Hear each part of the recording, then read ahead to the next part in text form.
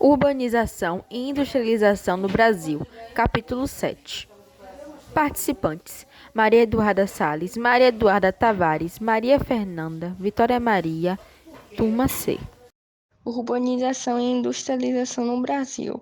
O processo de urbanização pode ser caracterizado quando a população urbana passa a aumentar em ritmo mais acelerado que a rural. A urbanização brasileira toma impulso somente a partir da década de 1930, quando o processo de industrialização no Brasil se acelerou. Com o desenvolvimento da atividade industrial, as cidades se tornaram foco de atração populacional. As pessoas eram atraídas pela oferta de emprego nas fábricas, assim como no comércio e no serviço.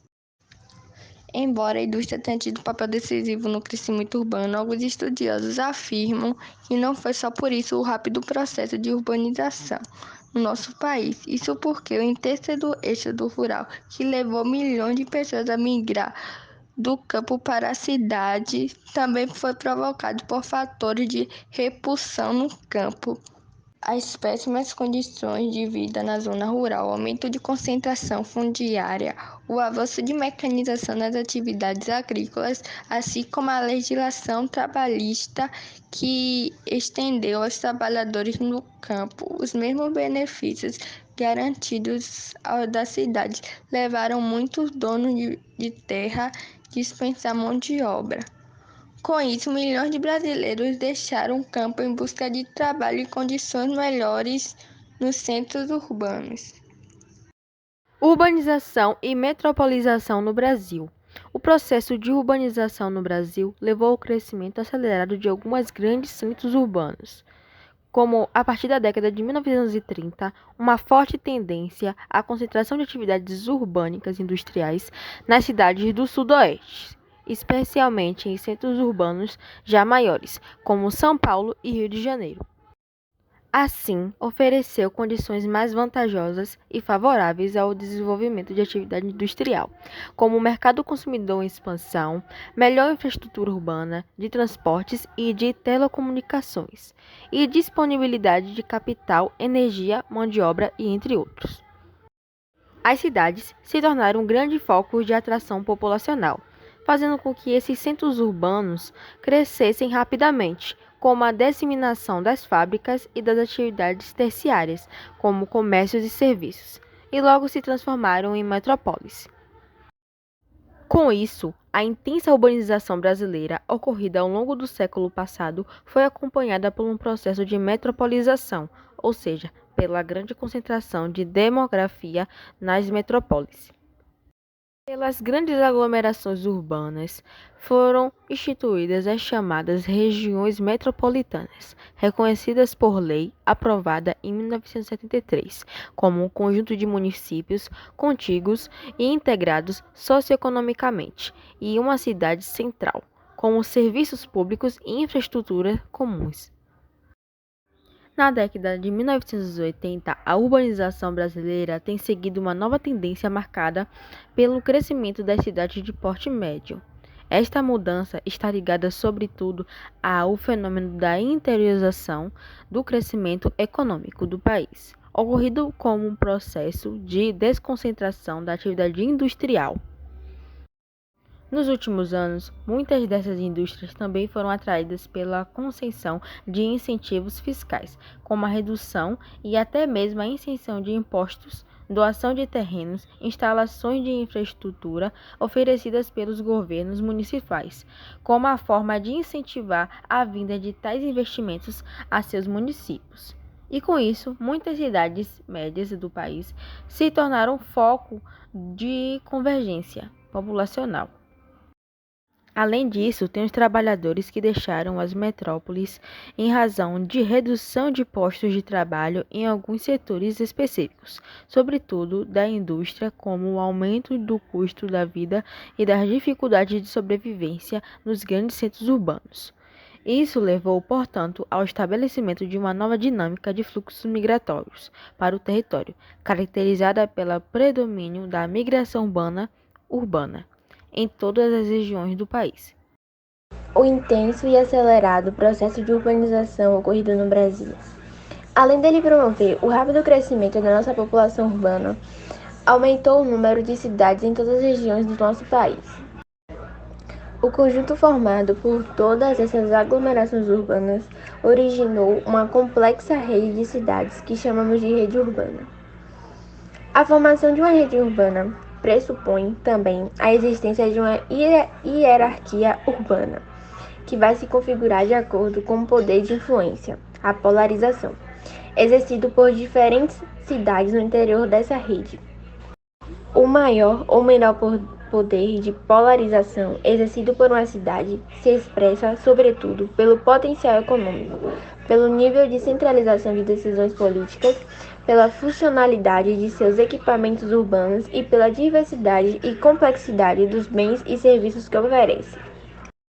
Portanto, assim como ocorre na hierarquia urbana mundial, no Brasil, os postos mais altos dessa hierarquia são ocupados pelas maiores e poucas cidades que exercem influências sobre todo o país, enquanto os postos mais baixos são ocupados pelos milhares pequenos centros urbanos com influência restrita aos seus arredores. Por exemplo, a grande metrópole nacional, a cidade de São Paulo, que tem aproximadamente 21 milhões de habitantes em toda a sua área metropolitana, encontra-se no topo da hierarquia urbana do país, por concentrar a maior parte das redes de grandes empresas nacionais e estrangeiras. Essa cidade tem uma forte influência econômica sobre todo o território nacional. Já as metrópoles nacionais encontram-se as cidades do Rio de Janeiro e de Brasília, com cerca de 12,3 milhões de habitantes em sua área metropolitana. A cidade do Rio de Janeiro exerce forte influência econômica e cultural.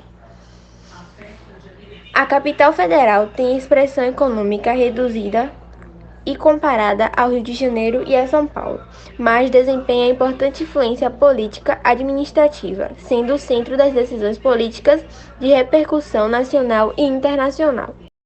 As metrópoles. Nesse nível, a gente já encontra as cidades como Porto Alegre, Curitiba, Belo Horizonte, Salvador, Recife, Fortaleza, Belém e Manaus. A sua população tem entre 2 milhões e 2,9 milhões de habitantes. Essas cidades apresentam economias diversificadas, elas se concentram, têm grandes empresas com forte projeção nacional e importantes órgãos políticos administrativos, embora com poder de influência menor que os das metrópoles nacionais. Capitais regionais. Essas cidades, elas possuem a área de influência sobre regiões que estão localizadas. A sua população varia de 50 mil a 955 mil habitantes, como Juiz de Fora, Londrina, Ribeirão Preto, Dourados e Caruaru. Oferecem estrutura diversificada do comércio, serviços e indústrias. Junto com as metrópoles, essas cidades complementam e polarizam milhares de cidades menores, espalhadas pela rede urbana brasileira. Como vimos anteriormente, até o início do século XX, o Brasil era um país agrário, com mais de 90% da população vivendo no campo. A economia brasileira também se baseava em atividades primárias, voltadas principalmente para a exportação. Esse modelo econômico agrário exportador, imposto pelos colonizadores portugueses durante mais de 3 séculos, impediu o desenvolvimento da atividade manufatureira em nosso país. A atividade industrial no Brasil teve início somente no final do século XIX, com o aparecimento de fábricas voltadas para a produção de bens de consumo não duráveis, como tecidos, roupas, calçados, alimentos e bebidas.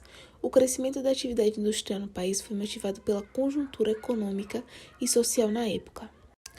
No auge da economia cafeeira, foram criadas condições favoráveis ao desenvolvimento de um primeiro surto industrial. Financiadas pelos altos lucros alcançados com as exportações de café, muitos cafeicultores, por vezes associados ao capital estrangeiro, diversificaram seus interesses econômicos, redirecionando parte desses lucros para atividades não agrícolas. Nessa mesma época, a abolição da escravatura e o processo de imigração estrangeira intensificado promoveram a expansão do trabalho assalariado e do mercado consumidor interno, criando assim condições imprescindíveis para a expansão mais acelerada da atividade industrial. Embora a atividade industrial estivesse se expandindo no país desde o final do século XIX, foi a partir da crise econômica de 1929 que a industrialização brasileira teve maior impulso. A quebra da Bolsa de Nova York afetou duramente as exportações do café brasileiro, causando enormes prejuízos ao setor. Na época, a agricultura cafeeira era a principal atividade econômica do país, representando cerca de 70% da nossa pauta de exportações. Com a crise da economia cafeeira, os investimentos passaram a ser direcionados para outras atividades, em particular para a criação de novas indústrias, quase sempre dedicadas à produção de bens de consumo não duráveis, o que levou a uma rápida ampliação e diversificação do setor industrial. Além da crise do café, mudanças políticas importantes ocorridas no país também foram determinantes para o desenvolvimento mais efetivo da industrialização brasileira. A ascensão do governo de Getúlio Vargas assinalou a destituição da oligarquia agroexportadora que dominou a vida política e econômica do país durante a primeira fase da República, abrindo perspectivas mais favoráveis em prol da industrialização. O governo de Vargas adotou medidas para acelerar o processo de industrialização do país, investindo prioritariamente na instalação das indústrias de base.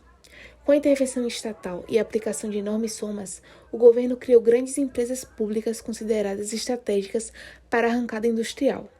No setor de mineração, a companhia Vale do Rio Doce, atual Vale, criada em 1942, para atuar na exploração do minério de ferro em Minas Gerais. No setor siderúrgico, a Companhia Siderúrgica Nacional, CSN, inaugurada em 1946 no município de Volta Redonda, estado do Rio de Janeiro. No setor petroquímico, a Petrobras, fundada em 1953 no segundo mandato do governo Vargas. Com o objetivo de incentivar o crescimento da atividade industrial, o Estado também passou a facilitar a importação de máquinas e equipamentos, restringindo, por outro lado, a importação de produtos industrializados. Essas medidas foram tomadas com o intuito de que a indústria nascente pudesse atender a demanda interna, fabricando os produtos industrializados que, até então, eram importados. Durante o governo de Juscelino, o país ingressou em uma nova fase de desenvolvimento industrial, decorrente da implantação do chamado Plano de Metas. Embalado por uma política desenvolvimentista, o governo traçou um ambicioso programa de crescimento econômico que seria capaz de fazer o país crescer 50 anos em 5.